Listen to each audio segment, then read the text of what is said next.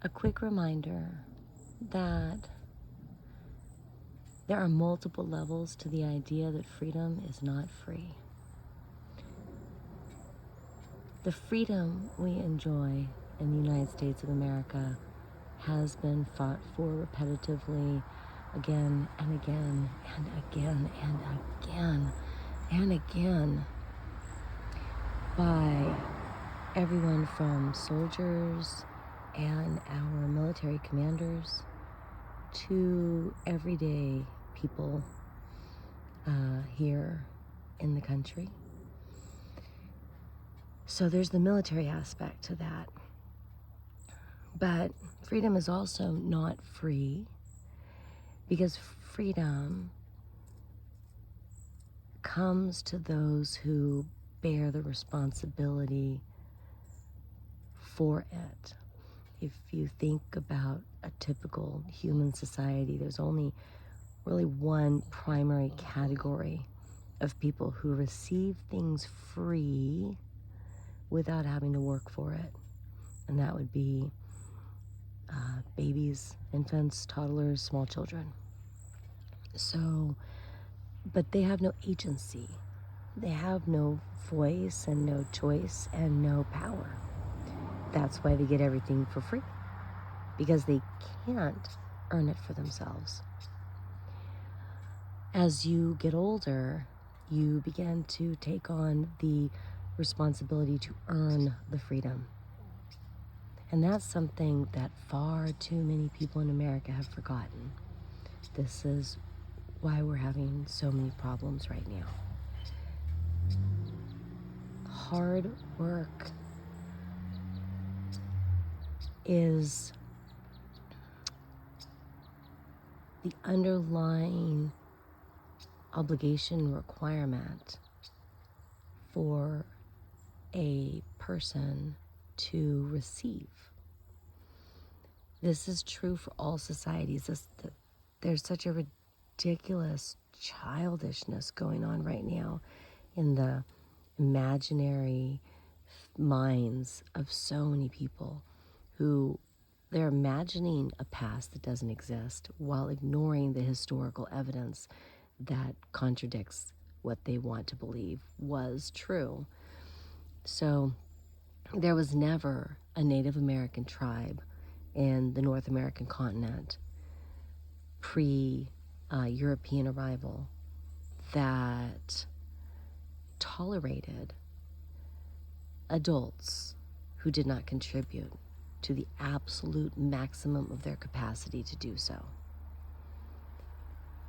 If you were a pre-agricultural society that was a hunter-gathering society, and you were traveling, following the herds, or moving from one location to another as different foods would ripen at different seasons, like the Bushmen of the Kalahari Desert, when you got too old or you were too injured to make that 60-mile hike to the next camp, you were left behind. Not because people weren't grieving your loss, but because pre-agricultural was also pre-animal husbandry. There were no horses or llamas or donkeys to carry you, and everyone carried everything on their backs already. It was impossible to bring the infirm, the aged, or the non-contributing adults along.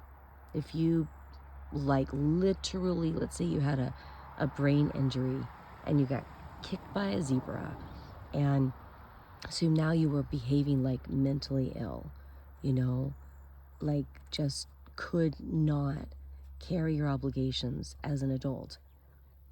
That tribe wasn't going to feed you and house you when you were acting out, being volatile, harmful to the tribe, and not contributing. So one of the things is that America has succeeded too well. We've gotten to the point where we have made it possible for full-grown adolescents and young adults and full-blown adults, and even worse for parents who supposedly are raising children. We've made it possible for those people to do nothing and still get their needs met. And that right there sends the message to all the young people growing up. They start to think, well, money must really grow off of trees. Or we have so much abundance that we can carry the dead weight of adults that don't want to contribute, but they still want to live in a nice apartment, and they still want to have a cell phone and have plenty of food in their pantry and send their kids to school and other things that people do when they're sometimes manipulating the system. And of course, we have this growing epidemic of fraud that is far more dangerous to our society in some ways than COVID ever was, where we've got people who are like, hey, this country has gotten so lazy, they don't even watch where their money goes. Look how easy it is to commit fraud. We can just walk into these states and be blatantly, obviously screwing the system, and they won't catch us because they're not even trying to notice. So if you succeed too much, you start to have these problems that come along with that excessive success. So all the people out there who are working diligently, you're working hard, you're committed, you're putting your mind, your heart, your body, and your effort into pursuing your goals. You're helping out your family and your friends when they need help. You love your mom, you call her every week to check in, make sure she's okay. And you're like, hey, I'm working hard. Yes, you are. And you know that flag right there? That flag is flying because of you. And what we need is more people in this country to do what you're doing. As more people work hard, do their best, step forward and rise to the call to build a good society, those people are going to contribute to a more solid, more robust, more successful, more healthy and strong country. And that is indeed the country that can then look around and say, hey, we've got some people who are legitimately struggling. They are injured, they are ill, they fought in a war or served in the army and they were injured, and now we have to provide for their health care going forward. We will have the ability to look around us, and without going into debt, but with using our actual real resources, we will be able to help the people who are truly in need. But we don't have the ability to help people who are not truly in need, but who have gotten it mixed up in their head, and they feel that they are owed all these basic things, even if they contribute nothing. That is not true. You're not owed it, and we can't continue to give it. It's not a matter of whether we have a good heart as a society. It's that as a country, we're already deeply in debt. And a large part of that debt is entitlement programs. A large part of that debt is helping people who could help themselves, and they're not. And of course, this creates frustration for the people who are helping themselves. And then they look at someone else who could, but they aren't. And you realize you're working hard and you're paying into taxes that are going to programs to keep that person, comfortable, when they're basically sitting around mostly whining. They're spending their time whining and complaining, or they're spending their time actively participating in groups that are trying to destroy the society. They're blaming other people for their own failures and claiming that society should just go ahead and crush what we have and rebuild something new that's going to give everyone everything they need for free. There is no free in freedom, people.